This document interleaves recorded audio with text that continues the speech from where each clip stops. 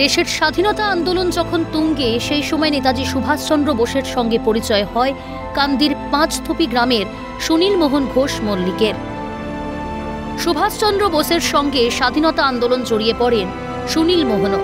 দেশের কাজেই 1935 থেকে 1937 সালের মধ্যে পাঁচথুপিতে পা রাখেন নেতাজি। নেতাজির জন্মদিনে তাই আবেগপ্রবণ পাঁচথুপিবাসী।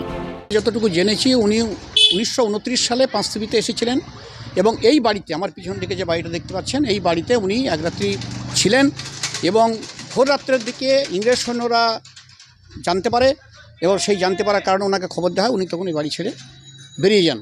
ওনার নিদর্শন আছে এই বাড়ির ভেতরে, ওনার 8-10খানা হাতের লেখা চিঠি আছে। উনি সুনীলবাবুকে যথারীতি চিঠি আদান প্রদান হতো সুনীলবাবুর সঙ্গে এবং সেই হাতের লেখা চিঠি ওনার বাড়িতে আছে। সংগঠন গড়ে তুলতে পাঁচথুপিতে ঘোষ মল্লিকদের বাড়িতেই উঠেছিলেন নেতাজি। সেখানেই রাত্রি যাপন করেন। লুচি, আলুর দম ও পায়েস দিয়েই রাতের খাবার সারেন। এই সমস্ত ঘটনা আজও অমলিন। পাঁচথুপিবাসী আজও উদ্বেল। মঙ্গলবার নেতাজির 127তম জন্মদিনে ফের চর্চায় তার আগমন। এই গ্রামে সুভাষচন্দ্র পদার্পণ করেছিলেন। তারপরে আমরা আমাদের এখানকার যারা বর্ধিষ্ণু লোক ছিলেন তারা চিন্তাভাবনা করেছিলেন যে এখানে নেতাজির একটা সুভাষচন্দ্রের মূর্তি তৈরি করার। সেই মূর্তি তৈরি হয়েছে। তৈরি হওয়ার পর থেকে আমরা প্রতি বছরের ন্যায় এবছরও নাগরিক মঞ্চ তথা পাঁচথুপির মানুষ এখানে নেতাজির জন্মদিন পালন করে থাকি। প্রয়াত স্বাধীনতা সংগ্রামী সুনীল মোহন ঘোষ মল্লিকের সঙ্গে নেতাজির নিয়মিত চিঠিপত্রের আদান প্রদানও হতো। তার দেওয়া চিঠি আজও যত্নে সংরক্ষিত পাঁচথুপি বাণী মন্দির শহর গ্রন্থাগারে। নেতাজির লেখা একটি চিঠিতে তিনি উল্লেখ করেছেন, পাঁচথুপিকে ঠিক গ্রাম বলা যায় না। এ নিয়ে আজও আক্ষেপ করে চলেছে পাঁচথুপিবাসী। সেই 1937 থেকে আজও বদলালো না পাঁচথুপির চিত্রটা। অন্যান্য জায়গার মতো উন্নয়নের ছোঁয়া লাগেনি পাঁচথুপির বুকে। নেতাজি জন্ম জয়ন্তীতে আবারও প্রশ্ন তুলল নাগরিক মঞ্চ।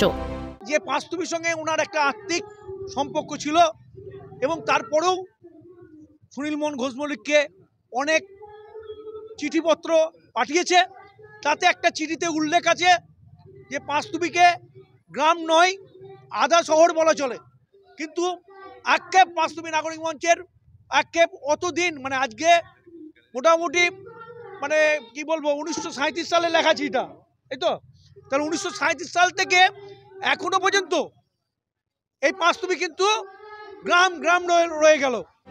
সকাল থেকে গুচ্ছ আনন্দের মাঝেও বেশ মন খারাপ পাঁচথুপিবাসীর। লেখা চিঠির মতো রূপ পেল না তাদের গর্বের গ্রাম। তবু এগিয়ে চলা। স্থানীয় স্কুল পড়ুয়াদের নানা উদ্যোগে বিভিন্ন কর্মসূচি পালিত হয় গোটা দিন জুড়ে। পাশাপাশি নেতাজি মূর্তিতে মাল্যদান করে শ্রদ্ধা জ্ঞাপন করেন গোটা পাঁচথুপিবাসী। প্রত্যেক বছর ফিরে ফিরে আসে ইতিহাসের সঙ্গে অমলিন স্মৃতি। ভিক্টর বন্দ্যোপাধ্যায়ের রিপোর্ট, ক্যালকাটা নিউজ।